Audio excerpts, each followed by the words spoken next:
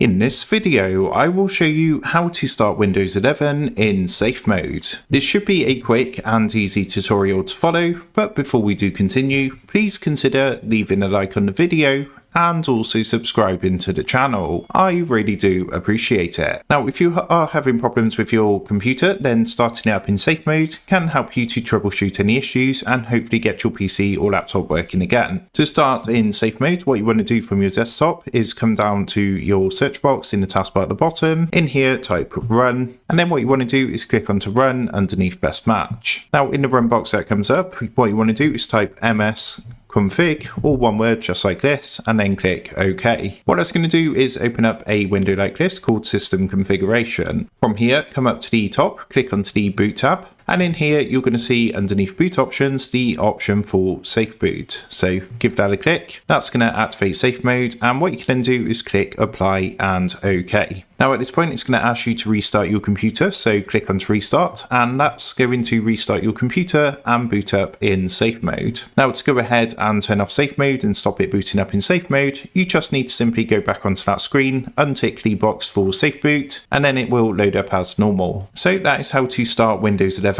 in safe mode. With that being said, I hope this quick tutorial did help you out today, and if this did help you out, I would really appreciate it if you was to consider dropping down below the video, leaving a like, and also subscribing to the channel. With that being said, I just want to take a minute to thank you guys for watching this quick tutorial, and I will see you in the next video.